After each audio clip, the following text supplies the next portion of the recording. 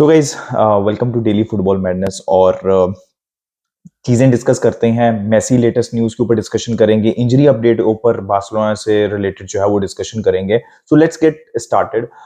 सबसे पहले तो यार Barcelona would be playing against Getafe away, और गेटाफे आपको पता है कि दे आर मतलब वो रेलीगेशन बैटल के अंदर है, तो आसान गेम नहीं होने वाला। जैसे जिरोना का गेम आसान नहीं था, ये गेम भी आसान नहीं होने वाला बार्सिलोना के लिए।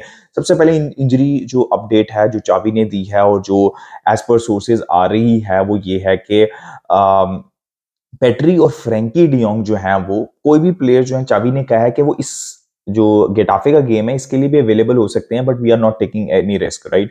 तो as per sources and as per Xavi specially Frankie और पेड्री जो है वो एथलेटिको मैड्रिड के गेम के लिए तो अवेलेबल होंगे, लेकिन गेटाफे वाले गेम के लिए अवेलेबल नहीं होंगे। तो ये एक अच्छी न्यूज है, बिकॉज यू नो कि पेड्री और फ्रैंकी स्पेशली के आने से आपकी कितनी ज्यादा क्वालिटी आती है। क्योंकि आप अगर पिछला मैच देखें, कुछ मैचेस देखें, and you are playing with Busquets, Roberto and Gavi, and that is not good enough against even against a team like Getafe या फिर Girona. It's not good enough, right. So it is a massive massive positive for Barcelona के Frenkie और Pedri दोनों जो है वो Atletico Madrid की game के लिए वापस आ जाएंगे।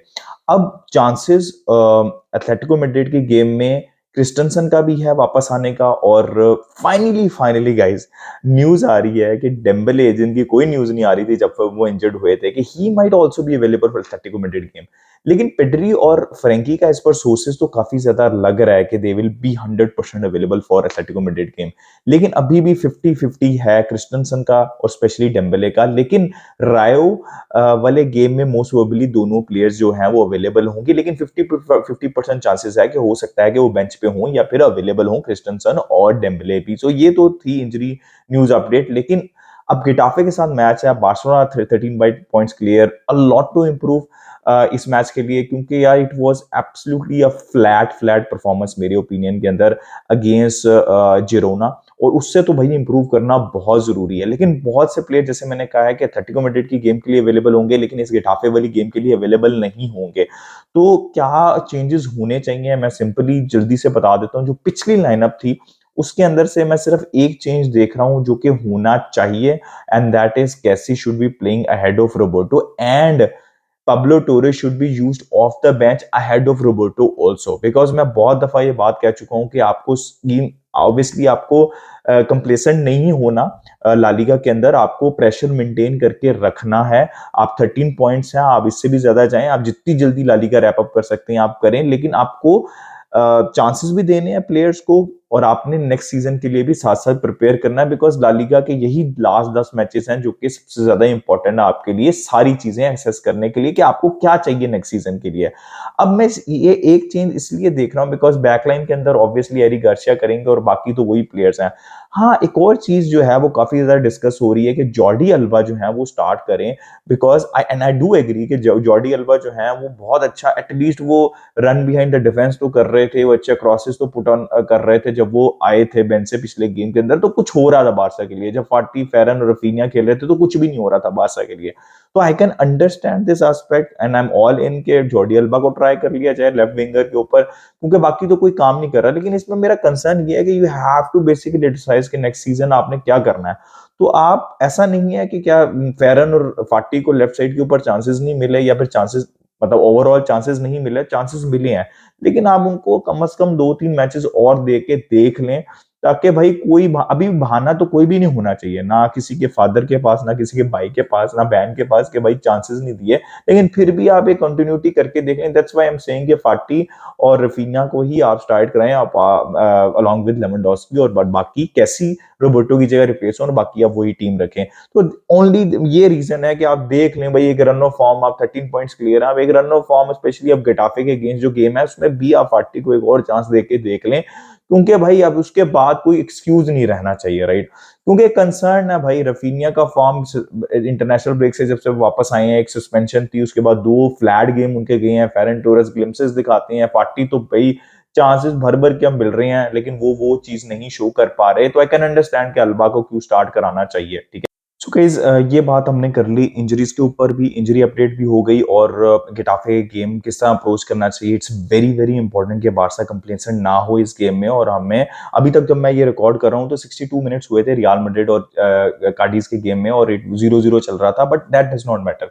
रियल मैड्रिड जीते हारे आपकी 13 पॉइंट्स की लीड है, आपने मेंटेन कर रही है और अगर वहां पे पॉइंट्स ड्रॉप करती है तो आपने जो है वो लीड जो है वो आगे लेके जानी है। और तो that is very important for Barcelona. अब लियो मेसी की उसके ऊपर आ जाते हैं, लियो मेसी की अपडेट के ऊपर आ जाते हैं।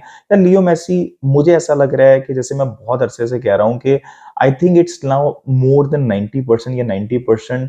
इट्स लाइक बारसा और मैं इतना आगे तक नहीं आप जा सकते, आप लालीगा को प्रपोजल नहीं दे सकते जाके, इतना खुले आम आप स्टेटमेंट्स नहीं दे सकते जब तक एक एग्रीमेंट ना हो गया हो बिटवीन मेसी एंड बार्सिलोना। जो कि मैं बहुत अरसे से कह रहा हूँ कि मेसी और बार्सिलोना का जो है एग्रीमेंट हो चुका हुआ है, सैलरी भी डिसाइड हो चुकी हुई है, जो कि हमें 10 million net along with Lewandowski वो वाली चीज समझ लगती है। तो सब कुछ सेटल हो चुका हुआ है। It's now down to La Liga, it's down to financial fair play. और आई थिंक ला लीगा भी इस फेवर के अंदर है कि लियो मेसी जो है वो ला लीगा में वापस आए, क्योंकि ला लीगा का भी फायदा है। तो जो लोग कहते थे कि फाइनेंशियली मेसी के वापस आने से बारसा को नुकसान होगा फाइनेंशियली, तो उन लोगों के लिए एक न्यूज है कि लालीगा को फायदा हो रहा है, लालीगा को, ठीक है, लालीगा को इतना फायदा हो रहा है कि वो अपने रूल्स चेंज करेंगे, आप देख लीजिएगा वो करेंगे। And they are desperate, getting desperate also to bring Messi back, because La Liga जो है वो थोड़ा, आप इमेजिन करें कि मेसी जिस तरह गए थे और अब वो वापस आएंगे तो कितना बूस्ट मिलेगा बारसा को फाइनेंशियली और लालीगा को भी। तो this is for those people जिनको, मुझे तो समझ ही नहीं लगती थी ये क्या सीन चल रहा है भाई, फाइनेंशियली कैसे नुकसान हो सकता है बारसा को। जो पहले भी मिथ चलती थी ना, जब मेसी छोड़ के गए थे, वो इतनी सैलरी है भाई, वो एक बंदा जो है वो जितनी वो सैलरी कमाता है उससे कहीं 3-4 गुना ज्यादा जो है वो किसी भी टीम को रेवेन्यू जनरेट करके देता है। और इस कैलिबर के जितने भी प्लेयर है, क्रिस्टियानो रोनाल्डो के बारे में मैं ये सेम बात कहता था। तो मेसी का आना, अब चावी ने एक और भी बात की है कि बुस्केट्स का मेसी से कनेक्शन नहीं है, लेकिन एज पर सोर्सेज ये कनेक्शन है, लेकिन नहीं होना चाहिए, ठीक है। मेसी आते हैं, आपको बुस्केट्स चाहिए, इंपॉर्टेंट है, आप ट्रांजिशन करना चाहते हैं या नहीं करना चाहते, इसके ऊपर होना चाहिए। अगर बुस्केट्स इंपॉर्टेंट नहीं है नेक्स्ट सीजन के लिए, ही शुड लीव। मेरा पर्सनल ओपिनियन ये है कि बारसा शुड गेट रेड, अगर फाइनेंशियली पॉसिबल है तो बुस्केट्स को रिटायर हो जाना चाहिए या फिर चले जाना चाहिए और हमें एक प्रॉपर सीडीएम साइन करना चाहिए, specially with Messi coming back. ये मेरा ओपिनियन है। इसलिए मेरा ये ओपिनियन ये भी है कि इसका कनेक्शन बुस्केट्स से नहीं होना चाहिए, क्योंकि this is a football club, Messi is coming back because Barca को गोल्स की जरूरत है, बारसा को फाइनल थर्ड के अंदर डिफरेंस मेकर की जरूरत है। But it does not mean कि जॉर्डी अल्बा भी रुके इतनी ज्यादा वेजेस के साथ या बुस्केट्स भी रुके, अगर वो रिक्वायर्ड नहीं है। अब जॉर्डी अल्बा रिक्वायर्ड नहीं है एट दिस पॉइंट, नहीं है वो required right left back position के ऊपर, क्योंकि अलोंसो है और बाल्डे आपके स्टार्टर है। अब बुस्केट्स के ऊपर आप डिसीजन लेना है कि वो रिक्वायर्ड है या नहीं, and then you have to decide कि क्या होना चाहिए, but it should not be connected to Messi. Gundogan की न्यूज आई, फिर उनके जो एजेंट है उन्होंने कह दिया कि आई एम सरप्राइज्ड, बट वो काम चल रहा है बैकडोर के ऊपर।